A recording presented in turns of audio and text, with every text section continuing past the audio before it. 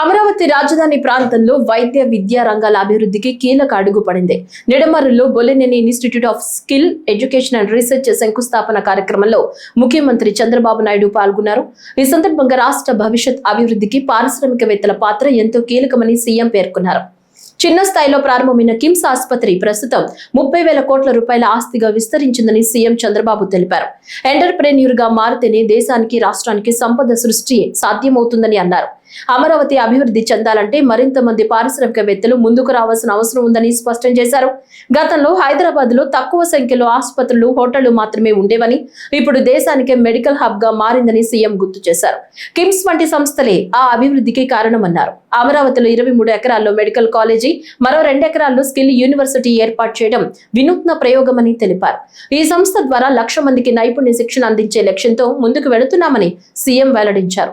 ప్రపంచవ్యాప్తంగా వైద్యులు, నర్సులు, పారామెడికల్ సిబ్బంది, టెక్నీషియన్లకు భారీ డిమాండ్ ఉందని చెప్పారు.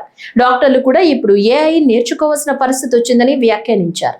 ఈరోజు మనందరం కూడా బైజర్ అమరావతి గడ్డపై నుంచి ఇది ఒక వినూత్నమైన ప్రయోగం. విద్యా వైద్యంలో తిరుగులేని స్థానంలో ఉండాలి. ఇప్పుడే ఎక్స్ప్లెయిన్ చేశారు. 25 ఎకరాల్లో చేపడుతున్నారు. ఇది 23 ఎకరాల్లో కాలేజ్ ఏర్పాటు చేస్తారు. ఇందులోనే స్కిల్ కూడా సెంటర్ కూడా ఎస్టాబ్లిష్ చేస్తారు. హాస్పిటల్ అంటే ఓన్లీ వైద్యుల్నే చూస్తాం, డాక్టర్లనే చూస్తాం. డాక్టర్ల కంటే ముఖ్యంగా కావాల్సింది నర్సెస్ కావాలి, పారామెడికల్ స్టాఫ్ కావాలి, టెక్నీషియన్స్ కావాలి. ఒకప్పుడు మనం అందరం కూడా ఎంబీబీఎస్ అంటే ఒక్క పేషెంట్ని ట్రీట్మెంట్ చేయడం వరకే చూసాం.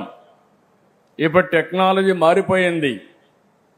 ఈ టెక్నాలజీ ఎంతవరకు పోయిందంటే డాక్టర్ కూడా ఏఐ నేర్చుకుంటే తప్ప, ఐటీ నేర్చుకుంటే తప్ప ప్రగతి సాధించలేని పరిస్థితికి వస్తున్నారంటే అది టెక్నాలజీకి ఉండే మహత్యం అని చెప్పి కూడా నేను మీకు తెలియజేస్తున్నా.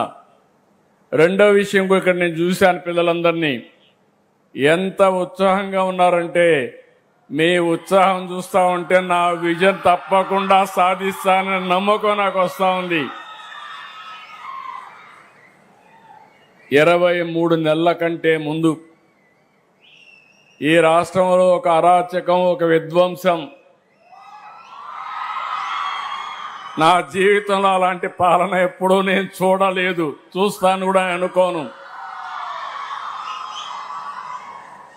50 సంవత్సరాలు సుదీర్ఘ రాజకీయ చరిత్ర. అలాంటివి మీరు చూసినప్పుడు నేనే ఎప్పటికప్పుడు నేర్చుకుంటానే ఉంటాను. అనునిత్యం నేను నిత్య విద్యార్థిని. ఇప్పుడు భాస్కర్ రావు గారితో మాట్లాడినప్పుడు ఒక మాట అంటే, నా మైండ్లో నా కంప్యూటర్లు ఎక్కించుకున్నాను. 1,00,000 ఉద్యోగాలు మా పిల్లలకి ఇవ్వాలనేది నా ప్రగాఢమైన ఆలోచన.